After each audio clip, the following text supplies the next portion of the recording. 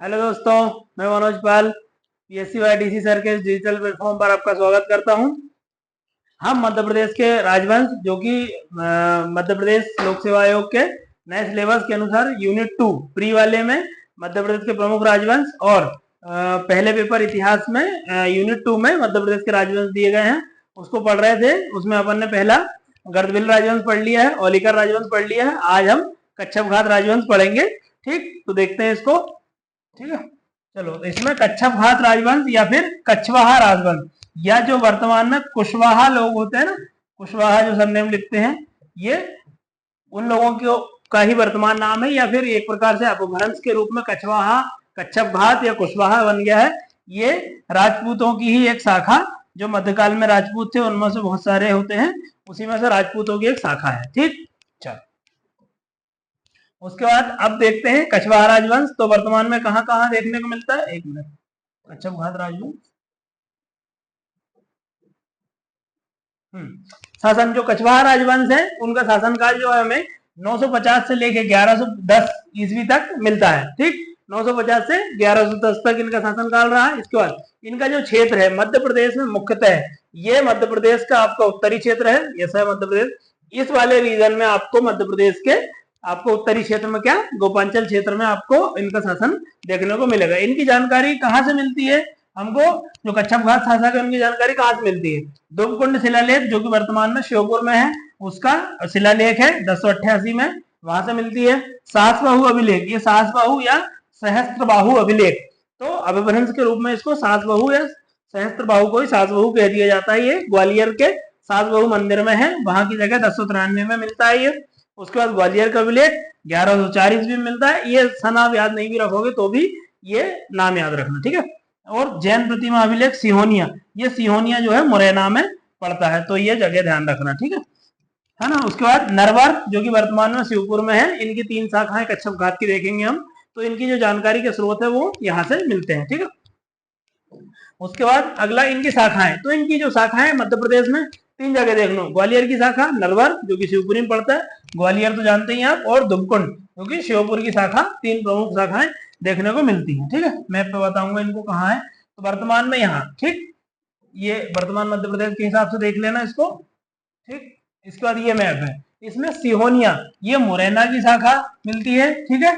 उसके बाद ये दुमकुंड में मिलती है इनकी शाखा, दुमकुंड श्योपुर में पड़ता है, और एक ग्वालियर की शाखा है, ठीक। ये ग्वालियर की शाखा, एक पहले नंबर की शाखा ग्वालियर, दूसरी हो जाएगी आपकी दुमकुंड की शाखा, ठीक, और तीसरी हो जाएगी नरवर शिवपुरी की शाखा मिलती है, ठीक। और यहाँ की जगह बुंदेलखंड में इस समय चंदेल राजवंश का शासन था, ठीक है। सिहोनिया मुरैना एक जगह जो कि इनके शासन में एक इनकी राजधानी के रूप में भी रहती है, वो देखेंगे आगे, ठीक। तो समकालीन भारत में जब यहाँ की जगह ये लोग शासन कर रहे थे, ये मध्य प्रदेश का वर्तमान में, इस संदर्भ में देख लेना कहाँ कहाँ कौन सी जगह। तो समकालीन भारत में इस समय क्या चल रहा था, तो इन जब कच्छपघात शासन कर रहे थे तब बुंदेलखंड में चंदेल वंश का शासन चल रहा था, दिल्ली अजमेर मालवा पर चौहान वंश का शासन था, और बाहरी आक्रमण इस समय महमूद गजनबी जो है आक्रमण कर रहे थे। इसलिए ये इंपॉर्टेंट हो जाता है कि सिनारियो उस समय प्रेजेंट भारत में क्या चल रहा था, तो ये इस टाइप का था कुछ, है ना, ठीक है। तो ये बता दिया मैंने, ठीक। आगे देखते हैं अब ग्वालियर शाखा। तो 3 शाखाएं पढ़ ली अपन ने। ग्वालियर की शाखा पहली शाखा है, उसके बाद दुमकुंड की शाखा जो कि श्योपुर में आती है, और तीसरी नरवर की शाखा। इसमें सबसे पहली शाखा आती है ग्वालियर की शाखा, ठीक। तो इसमें राजा लक्ष्मण, सहस्त्रबाहु अभिलेख मैंने बताया था अभी, सहस्त्रबाहु से सहस्त्रबाहु जो मंदिर है, सहस्त्रबाहु मंदिर, वहां कच्छपघात राजवंश का इसको प्रथम शासक बोला। देखो एक चीज याद रखना कि ये संस्थापक नहीं है, लेकिन जैसे बोला जाता है ना कि एक पितृ पुरुष है, मतलब जो हमारे शासन के कोई महान राजा हुए थे, तो इस रूप में राजा लक्ष्मण को याद किया जाता है। तो इसको प्रथम शासक बताया गया। अगर पूछे कि प्रथम शासक कौन है, तो राजा लक्ष्मण बताना है, संस्थापक अगला राजा मिलेगा, ठीक। तो कच्छपघात राजवंश के प्रथम शासक के रूप में जाना जाता है। गोपांचल क्षेत्र में इन्होंने शासन किया। तो इनका कोई बहुत ज्यादा इतिहास नहीं मिलता, लेकिन हाँ, शासकों के अभिलेख में इनको पहला शासक बताया गया है, ठीक है। हाँ, तो पहले शासक आपके लक्ष्मण, राजा लक्ष्मण मिल जाते हैं। दूसरे अब जो वज्रदामन है, अब ये है मुख्य संस्थापक, ठीक। कच्छपघात राजवंश जो कि ग्वालियर की शाखा, तीनों शाखा के संस्थापक अलग अलग मिलेंगे। तो ग्वालियर की शाखा के संस्थापक कौन मिलते हैं, राजा वज्रदामन। तो वज्रदामन कच्छपघात राजवंश ग्वालियर शाखा के संस्थापक के रूप में जाने जाते हैं। साथ ही सिहोनिया, इनकी पहली राजधानी जो मैंने मैप पर बताई थी, वर्तमान मुरैना में सिहोनिया एक जगह है, ठीक, वहां की जगह मोरेना में इनकी राजधानी हुआ करती थी। इन्होंने अब जो इन्होंने युद्ध लड़े उसके बारे में, तो जो वज्रदामन शासक है वो 2 नंबर या 7 नंबर में आ सकता है, ठीक, तो ध्यान रखना इसलिए। और प्रीलिम्स के संबंध में इनकी राजधानी पूछी जा सकती है कि ग्वालियर शाखा के जो शासक हैं कच्छपघात वंश के, उनकी राजधानी क्या थी, तो उनकी राजधानी मुरैना थी, ठीक है। तो प्रतिहार शासक विजयपाल को इन्होंने, एक जो गुर्जर प्रतिहार शासक हैं वो के शासक विजयपाल को परास्त करके गोपात्री दुर्ग कहाँ है, ग्वालियर में, जो ग्वालियर के पास आप जो किला बना हुआ है वहां एक पहाड़ी है, वही गोपात्री दुर्ग बना हुआ था, उसको जीत लिया, ठीक, जो ग्वालियर का किला है अपना वही, ठीक। उसके बाद ग्वालियर को अपनी राजधानी, ये इंपॉर्टेंट, पहली राजधानी सिहोन या मुरैना थी, ये याद रखना है। उसके बाद दूसरी राजधानी किसने बनाई, ग्वालियर में वज्रदामन ने, इसलिए इनको संस्थापक भी कहते हैं।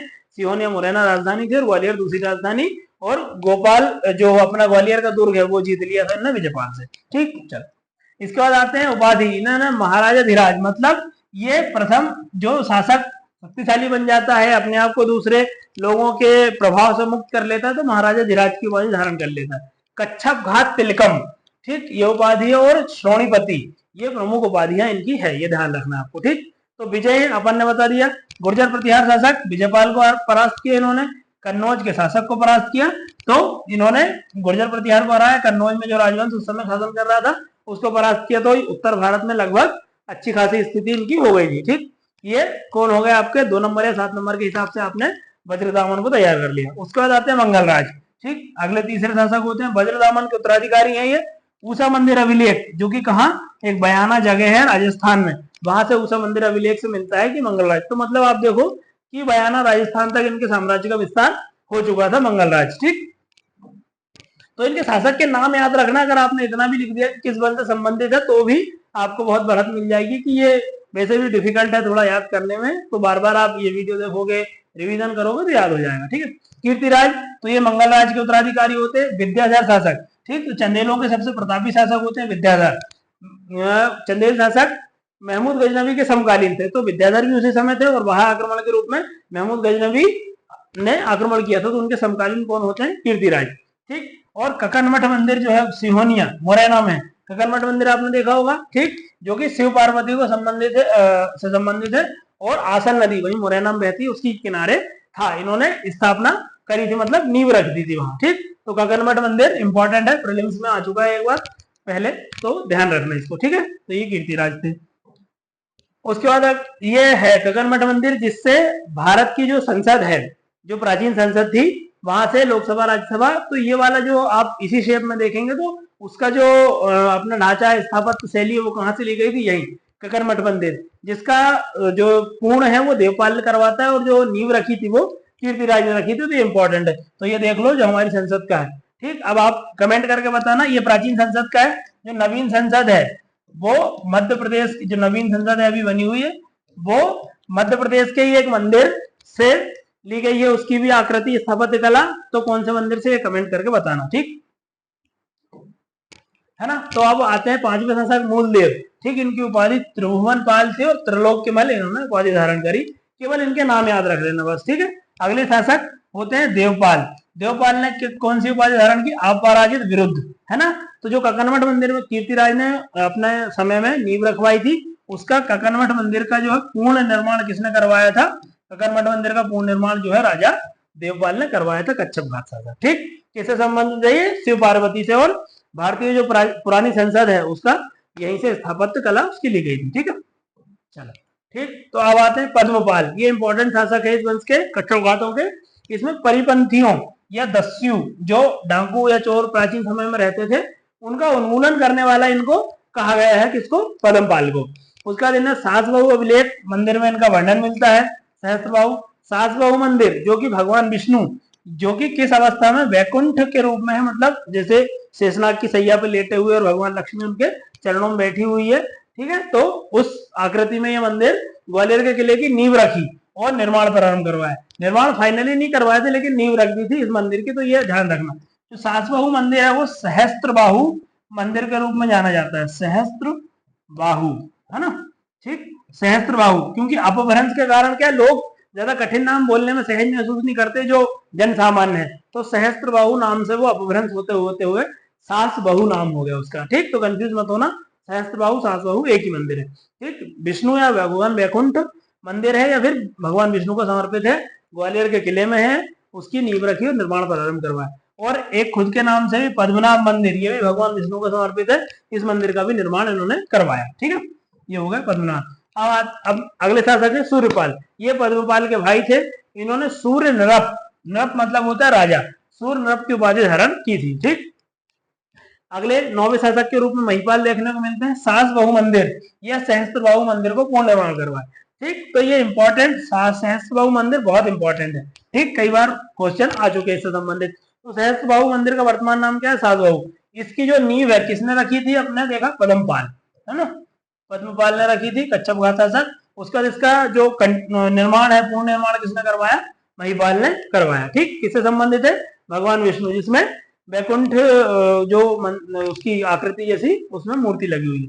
इनकी उपाधि, महिपाल की उपाधि क्या थी? सूर्य जनित, क्योंकि ये सूर्यपाल के पुत्र थे इसलिए सूर्य जनित, सूर्यद्रव नंदन, ये पूरी इनकी उपाधि है, सूर्यद्रव नंदन। और भवने मल्ल इनकी उपाधि थी। ठीक, और कच्छप पूरी कुल उपाधि, कच्छप कुल भूषण इनकी भी उपाधि थी। ठीक है, उसके बाद आते हैं रत्नपाल। रत्नपाल, इन्होंने जैन धर्म को संरक्षण दिया, इंपॉर्टेंट है ये। ठीक, उसके बाद इन्होंने बलराम मंदिर का जो है निर्माण करवाया। तो महिपाल यहाँ की जगह इंपॉर्टेंट है। उसके बाद शासक आते हैं, ये उपाधि उनकी कच्छप परिभूषण उपाधि याद रखना। ठीक है, चलो। उसके बाद अजयपाल देव आते हैं। इनकी मुद्राएं जो तुमैन, वर्तमान में, पहले गुना में था, वर्तमान में तुमैन जगह अशोकनगर में पड़ती है, वहां की जगह से इनके जो है सिक्के प्राप्त होते हैं। ठीक, अशोकनगर से। अब आस्करण थे, ये अकबर के समकालीन है। ये ध्यान रखना है कि कच्छप घात के समय, मतलब अकबर के समय कच्छप घात का शासक कौन शासन कर रहा था? तो एक आस्करण नाम के शासक हुए। इनकी उपाधि परम भागवत। ठीक है, तो इनसे पहले जो शासक देखे थे अपन ने, रत्नपाल, वो कि जैन धर्म को संरक्षण दे रहे, लेकिन अब जो आस्करण है उनने उपाधि परम भागवत धारण की। इसका मतलब क्या है? मैंने बताया, जो भागवत शब्द है ये वैष्णव धर्म में या फिर भागवत धर्म में चलता है, इसलिए जो वैष्णव के संप्रदाय के अनुयायी होते हैं, भगवान विष्णु, भगवान श्री कृष्ण को मानते हैं, वो अपनी उपाधि भागवत के नाम से रखते हैं। तो ये ध्यान रखना आस्करण का। ठीक है, उसके बाद सुलक्षण पाल या सोलंक पाल के नाम से एक शासक होते हैं, जो जिनका उल्लेख है वो ताजुल मासुर, जो कि जिसके लेखक कौन है? हसन निजामी। ये अपने मोहम्मद गौरी के समय, या ये जो ताजुल मासुर के लेखक हसन निजामी है, ये कुतुबुद्दीन ऐबक के दरबार में रहते हैं। उससे संबंधित जो पुस्तक है ताजुल मासिर में भी सुलक्षण पाल या सोलंक पाल का उल्लेख मिलता है एक कच्छप घात शासक के रूप में। ठीक, उसके बाद अब आते हैं नरवर शाखा। पहली शाखा ग्वालियर की शाखा कंप्लीट हो गई। ठीक, अब आती है दूसरी शाखा इनकी, नरवर की शाखा। नरवर वर्तमान में कहाँ है? शिवपुरी में। शिवपुरी में आप जानते हैं सिंध नदी बहती है, तो सिंध नदी के किनारे हैं। इसके संस्थापक, जो पहली के संस्थापक कौन थे? ग्वालियर शाखा के वज्रदामन। ठीक, और दूसरे कौन हुए? सुमित्र, वज्रदामन का पुत्र। अब जो वज्रदामन वहां के ग्वालियर शाखा के संस्थापक हैं ये। ठीक, ग्वालियर शाखा के संस्थापक, और इन्हीं के पुत्र जो है वो, इन्हें मतलब वज्रदामन ने ही सौमित्र को नरवर की जिम्मेदारी दे दी, वहां का शासक बना दिया। तो नरवर शाखा की स्थापना किसने की? सुमित्र ने। ठीक, ये ध्यान रखना। उसके बाद आता है गगन सिंह। गगन सिंह इनके बाद शासक होते हैं, किसके? सुमित्र के बाद। सुमित्र महाराजा धीराज की उपाधि धारण की इनने, और परमेश्वर की उपाधि धारण की। ठीक, महाराजा धीराज मतलब ये थोड़े शक्तिशाली शासक हो गए होंगे, इसलिए इन्होंने महाराजा धीराज की उपाधि धारण की और परमेश्वर की उपाधि धारण की। ठीक, गगन सिंह। अगले शासक शरद सिंह आते हैं। इन्होंने प्रबल परम भट्टारक की उपाधि धारण की और महाराजा धीराज की उपाधि इन्होंने धारण की। क्या नाम है? शरद सिंह। उसके बाद वीर सिंह देव। देखो, अब बघेल जब रियासत पढ़ोगे वहां भी वीर सिंह देव मिलेगा, बुंदेला रियासत पढ़ोगे तो भी वीर सिंह बुंदेला मिलेंगे, लेकिन ये वीर सिंह देव अलग है। एक आप तोमर राजवंश पढ़ोगे वहां भी वीर सिंह देव मिलेंगे। तो इनमें अलग अलग ऐसे ध्यान रख सकते हो कि जब भी इससे संबंधित क्वेश्चन पूछेगा वो, तो इसके आगे उसका वंश लिखा रहेगा। ठीक है, तो वीर सिंह देव ये नरवर शाखा के अंतिम शासक हुए, है ना। इनकी उपाधि परम भट्टारक, परमेश्वर, परम ब्राह्मण्य है। ठीक, तो ये मतलब ब्राह्मण वंश के, वो जो ब्राह्मण संप्रदाय है उसके मतलब उन्होंने संरक्षक के रूप में या फिर उसको प्रसार करने के लिए चलाया था, इसलिए उन्होंने परम ब्राह्मण की उपाधि धारण की और ये नरवर शाखा के अंतिम शासक हुए। ठीक, चलो, तो ध्यान रखना ये प्रीलिम्स में यहाँ से बहुत छोटे छोटे फैक्ट आने की संभावना है, तो इनको बिल्कुल भी अच्छे से पढ़ लेना, नहीं तो क्या है क्वेश्चन गलत ज्यादा हो जाएंगे, बार बार रिपीट बहुत होते हैं क्वेश्चन। ठीक, तो श्योपुर। अब ये तीसरी शाखा दुबकुंड। दुबकुंड जगह कहाँ है वर्तमान में? श्योपुर, है ना, श्योपुर। तो वर्तमान में जो दुबकुंड है उसका प्राचीन नाम डोभ या चंडोभा के रूप में मिलता है। और ये जो दुबकुंड के शासक है ये चंदेलों के सामंत थे। अपन ने जब कच्छप घात पढ़ रहे थे, मतलब पढ़ रहे हैं, उसके समय पे आपको समकालीन भारत में बताया था कि चंदेलों का शासन चल रहा था। और चंदेलों में हमने देखा कि इनके समय में विद्याधर जैसे एक महान शासक हुए हैं, धंग विद्याधर ऐसे, तो चंदेलों ने इनको अपने अंडर करके जीत लिया और चंदेलों के सामंत के रूप में दुबकुंड शाखा के जो कच्छप घात है वो शासन कर रहे थे। अब इसके समय युवराज आते हैं, ठीक। तो युवराज जो है वो दुबकुंड के प्रथम शासक है। तो देखो प्रथम शासक तो आप याद ही रखना, ग्वालियर शाखा के प्रथम शासक वज्रदामन, उसके बाद नरवर शाखा के प्रथम शासक सुमित्र, और दुबकुंड शाखा के प्रथम शासक कौन हो गए? आपके युवराज, ठीक। तो ये संस्थापक तो आपको प्रीलिम्स में भी पूछ सकते हैं। तो जो युवराज हैं वो 1000 से 1015 ईस्वी के समय में इन्होंने शासन किया। उपाधि इनकी कच्छप घात, कुलभूषण और प्रसिद्ध नाम से इन्होंने उपाधि अपनी धारण की। तो ये युवराज ध्यान रखना, ठीक है। प्रथम शासक संस्थापक के रूप में थे। उसके बाद अर्जुन आते हैं युवराज के बाद दूसरे शासक, जिन्होंने 1015 से 1035 तक शासन किया। इनकी विजय इन्होंने परमार शासक राजा भोज, ठीक, इनके समकालीन थे और उनको पराजित किया। देखो इनकी शक्ति कितनी बढ़ गई है कच्छप घातों की कि राजा जो भोज इतने महान शासक हुए उनको भी परास्त कर दिया। तो ये अर्जुन जो शासक हैं इनको ध्यान रखना, ठीक। अपन को ये राजा भोज के समय भी एक पॉइंट लिखने में काम में आ जाएगा कि अर्जुन जो एक कच्छप घात शासक थे उन्होंने राजा भोज को परास्त किया, ठीक। प्रतिहार शासक राज्यपाल। अब ये प्रतिहार शासक राज्यपाल कौन है? ये प्रतिहार शासक राज्यपाल जो है गुर्जर प्रतिहार वंश के शासक है। और इन्होंने जब इनके ऊपर महमूद गजनवी ने आक्रमण किया था तो ये अपना जो है शासन वहां से कन्नौज इनकी राजधानी थी, वहां से छोड़ के भाग गए थे।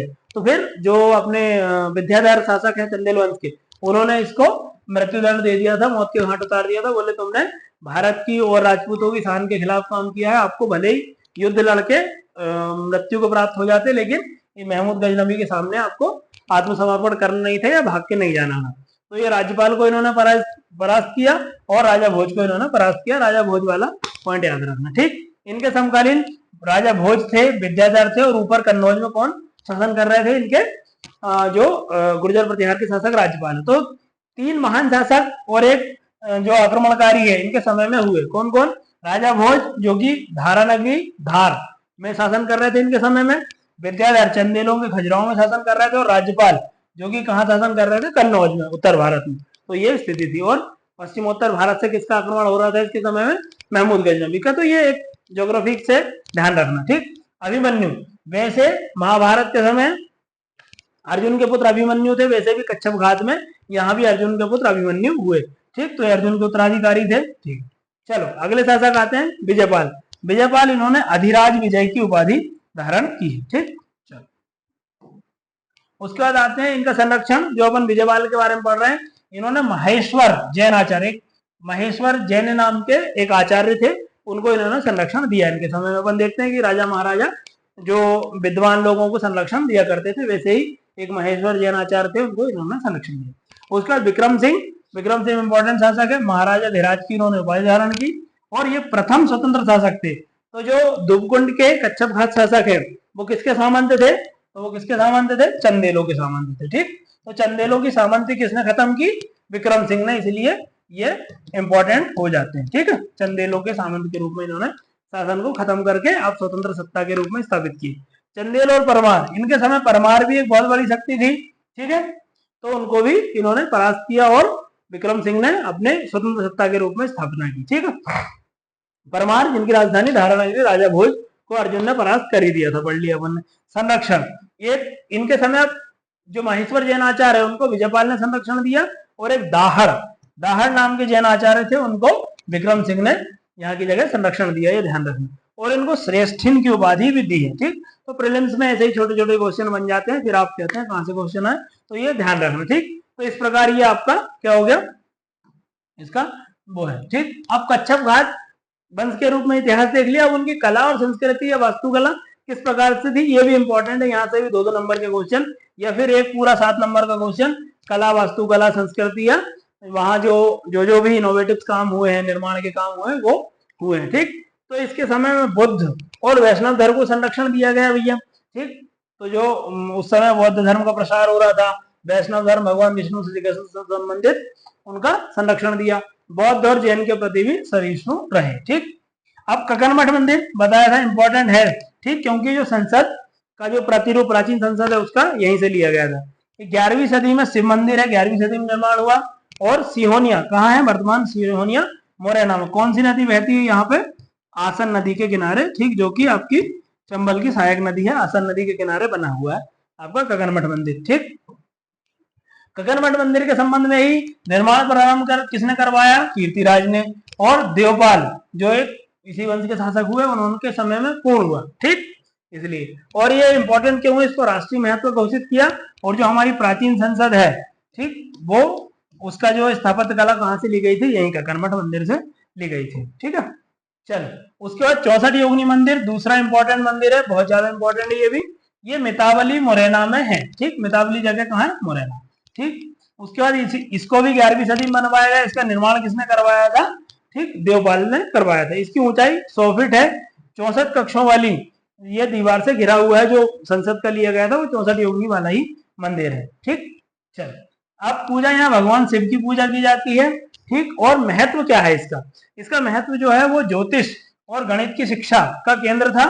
पुरानी संसद की वास्तुकला यहीं से 64 योगिनी मंदिर, और वो दोनों लगभग सेम ही है, एक जैसे है ना। ठीक, इसको 7100 मंदिर, 7100 मंदिर महादेव 7100 महादेव मंदिर के रूप में भी जाना जाता है। ठीक, तो ये भी इंपॉर्टेंट है। ठीक, तो संसद की यहाँ से ली गई है आपके 64 योगिनी मंदिर से। ठीक है, चलो अगला अब जो मैंने बताया था कि जो अपनी नई संसद है उसका कहाँ से लिया गया है, तो वो उसकी स्थापत्य कला विदिशा में एक विजय मंदिर है। ठीक, आप सर्च करेंगे गूगल पे तो वहां से मिल जाएगा, एक विजय मंदिर है ना। ठीक, यहाँ से हमारी जो नई संसद है उसका लिया गया। तो दोनों संसद जो है मध्य प्रदेश से ही जुड़ी हुई है। ठीक है, चलो तो इस प्रकार से ये हो गया। चलो ठीक, तो ये इस प्रकार से कच्छपघात हो गया। अगले ऐसे ही राजवंशों की सीरीज अपनी चलती रहेगी। ठीक, तो अगला राजवंश अपन पढ़ेंगे। Thank you, thanks for watching.